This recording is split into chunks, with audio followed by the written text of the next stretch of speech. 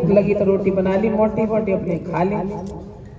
तो एक दिन एक संत जी थे, वो उन्होंने, तो संत जी जो होते हैं तो कोई कोई संत वो खाते बहुत हैं, तो उन्होंने रोटी बनाई, तो रोटी बना बना के, और जैसे रोटी के ऊपर रोटी, रोटी के ऊपर रोटी, ऐसे इतना ऊंचा ढेर लगा लिया, ढेर लगा लिया। और रोटी बना के चूल्हे पे, जैसे रोटी बनाते हैं तो चूल्हे पे मोटी मोटी रोटी बनाई पानी की, और मट्ठा ले आए होंगे कैसे कहीं से मांग उनके, तो मट्ठा और चटनी,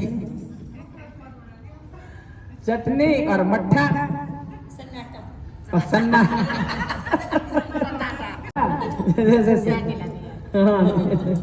सन्नाटा और हरे धनिया की चटनी, मोटी मोटी रोटी के इतने ऊंचा ढेर लगा के और रख दिया।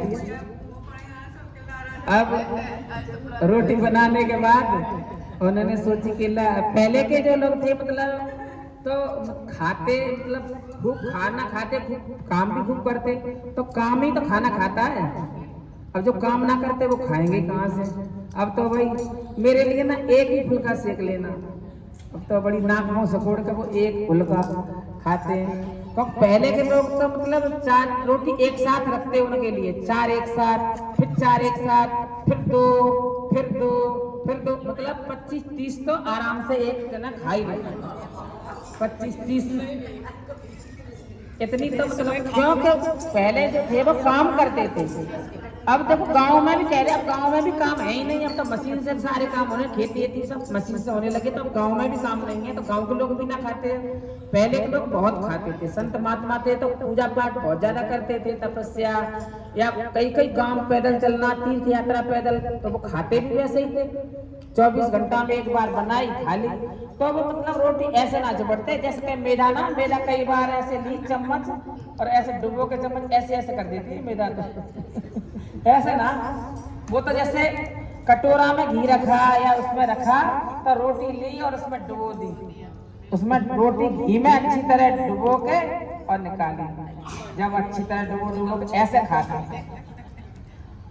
तो अब वो रोटी बना के हमने चूल्हे के पास ही किसी उसमें कठौटे में रख दी, जैसे लकड़ी का काठ का कठौटा था उसमें रख दी रोटी, और रोटी रख के, और वो कहने लगे ला घी का कटोरा लेके आता हूँ मैं अंदर से, और रोटी रखी है। अब इतने में वो रोटी रख के और अंदर घी लेने के लिए गए अपनी झोपड़ी में। जैसे घी लेने गए तो इतने में एक कुत्ता आया, कुत्ता ने क्या करा, इतना कुत्ता का तो मुंह इतना बड़ा खोल के उसने सारी रोटी एकदम नीचे से उठाई, पूरी रोटी दबा के कुत्ता लेके भाग गया रोटी। अब महात्मा जी जैसे ही कटोरा घी के लेके आए, तो महात्मा जी तो बहुत देखते बोले रोटी पता ना कहाँ, देखो तो कुत्ता लेके जा रहा है, कुत्ता भागा भाग। तो वो महात्मा जी फिर उसके पीछे पीछे दौड़ने लगे घी का कटोरा लेके, हाँ वो पीछे पीछे उसके दौड़ लगाने लगे।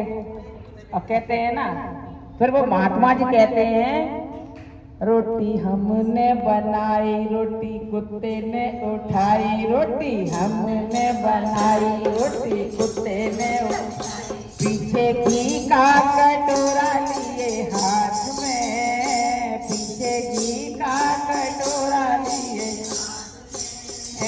जरा रूखी तो ना खाओ, जरा घी तो लेते जाओ, जरा रूखी तो ना खाओ, जरा घी तो लेते जाओ।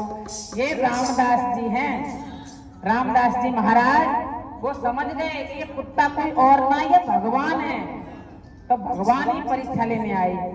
और उन्होंने देखते ही पहचान लिया कि भगवान है, तो वो कहते हैं, अरे प्रभु रूखी रोटी कैसे खाओगे, पहले घी तो लगा दो, इसमें घी लगा दे रहा हूँ, जब खा लेना। फिर भगवान साक्षात प्रकट हो गए। तो ऐसी कितनी ऐसी कहानी है, ऐसे संत महात्मा, संत रविदास और ये संत कितने अच्छे अच्छे संत हुए हैं। तो एक संत थे, वो जाटव थे, तो जाटव थे तो वो वैसे जो पहले जो जाटव थे वो जूते वूते का चमड़े का काम करते थे, तो पास में उनके वो रखा रहता था पहले पात्र, तो उसमें चमड़ा गला देते और उससे जूता वो बनाते थे। तो उनको वो जूता चप्पल बनाते, तो एक ब्राह्मण देवता वहां से निकल के जाते, जैसे कभी गंगा जी नहाने जाते तब उनसे पंडित जी से कहते, पंडित जी प्रणाम, गंगा जी नहाने जा रहे हो? कि हाँ। कि चलो आप भी चलो। कह रहे नहीं मैं तो जूता बना रहा हूँ, मैं नहीं जा रहा, आप ही चले जाओ। तो वो ब्राह्मण गंगा जी नहाने चले जाते, गंगा जी नहाने चले जाते ब्राह्मण देवता, और वो अपने जूता गांठते रहते, लेकिन हर समय उनके मुंह पर भगवान का ही नाम रहता था। वो कहते ना कोई संत महात्मा कपड़ा रंगने से ही ना होते, कपड़ा रंगे बिना ही घर में अगर अच्छी तरह से रहो तो वो भी संत का ही रूप है। और गृहस्थी से बड़ा कोई आश्रम ना, गृहस्थ आश्रम सबसे बड़ा आश्रम है। तो वो अपने जूता गांठते और अपने पूजा पाठ करते रहते, मुंह से ऐसे में भगवान का नाम लेते रहते। तो एक दिन वो ब्राह्मण देवता उनके आगे से फिर निकल के जा रहे थे, तो वो कहने लगे कि चलो महात्मा जी चलो गंगा जी नहाए, चलो गंगा जी नहाने चलते हैं। बोले कि नहीं आप ही चले जाओ, मैं तो ना जा रहा। कि क्यों? कह लो मेरे कुछ पैसा आए, ये गंगा जी में चढ़ा देना। तो उनने कुछ पैसा दिए। अब वो जो ब्राह्मण है उन्हें ये था कि ये तो जाति से नीची जात है और मैं ब्राह्मण हूँ, तो ब्राह्मण को थोड़ा मतलब अहंकार और घमंड था इस बात का कि मैं मतलब ब्राह्मण हूँ, ये नीची जात का है, तो मैं इसके पैसा छूंगा, इसे छूंगा तो मैं भी शुद्ध हो जाऊंगा, तो मैं ब्राह्मण हूँ। तो उसने ना अपनी झोली ऐसे कर दी, इसमें डाल दो पैसा, तो उसने पैसा ऐसे दूर से डाल दिए, इससे छूना, इसी वजह से उसने हाथ में नहीं लिए, ऐसे झोली में पैसा लेकर गांठ लगा ली। गांठ लगा ली तो फिर गंगा जी पहुंचे, गंगा जी पहुंचे, गंगा जी नहाए, गंगा जी नहा के और बोले कि रविदास ने पैसा भी दिए थे, तो ला पैसा चढ़ा दो गंगा जी में। अब पैसा चढ़ाने के लिए जैसे उनके मन में आई और फिर उसने कही अरे क्या चढ़ा, उसको उनसे देख थोड़ी रहे। अब कई बार ये भी ऐसे करते हैं हमारे बगल में कहते हमारे पैसा भी कहीं जा रहे हैं तो हमारे भी चढ़ाया ना, दे देना। अब उसके अंदर आगे इसके पैसा मतलब क्यों चढ़ाऊं, को उसे देख थोड़ी रही, अंजू जी कौन सी देख रही हूँ, मैं दे के आऊं ना दे के आऊं, उन्हें तो दे ही दिया अपनी तरफ से, उन्हें तो चढ़ाने के लिए अब कोई दे या ना दे वो पाप का भागी तो वो है जिसने लिए। अब वो गंगा जी नहा के और वापस चल दिए, लेकिन उसके दिमाग में ये मतलब आ गए कि अब क्यों पैसा चढ़ाने को, उसे देखने पड़े तो बता दूंगा कि हाँ चढ़ाया है गंगा जी ने पैसा, और चल दिए। अब जैसे ही वो गंगा जी नहाने के अब पंडित जी चल दिए वापस, अब गंगा जी ने देख लिया पैसा इसने नहीं चढ़ाए, एकदम वो आंखों से अंधा हो गया। पंडित जी को कुछ भी दिखाई ना दे, पंडित जी गिर गए नीचे जमीन में, गिर गए पंडित जी तो देखने लगे कि अब चिल्लाने लगे अरे क्या हुआ, अरे क्या हुआ, मुझे कुछ दिखाई ना दे रहा, कुछ दिखाई ना दे रहा। दो चार लोग इकट्ठे होकर वो उठाए, खड़े करके बोले क्या बात हुई, क्या हुआ? तो कुछ ना पता ना, गंगा जी नहा के आया और बस मुझे दिखाई ना दे रहा कुछ भी आंखों से। तो वो कहने लगे कि कोई देख लो भूल चूक तो ना हुई, कोई जैसे कह देते हैं कि कोई भूल चूक तो ना हो गई, याद कर लो। इतने में ही ना गंगा जी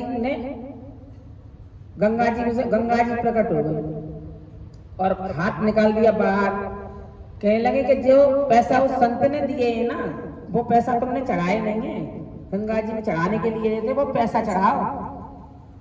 अब वो तो जब अंधा हो गया तो फिर तो उन्होंने फटाकड़ी से टटोट डाल के फिर पल्लू खोल के और फटाकड़ी से पैसा निकाल के गंगा जी के हाथ में रख दिए, तो गंगा जी तो प्रकट हो गई साक्षात।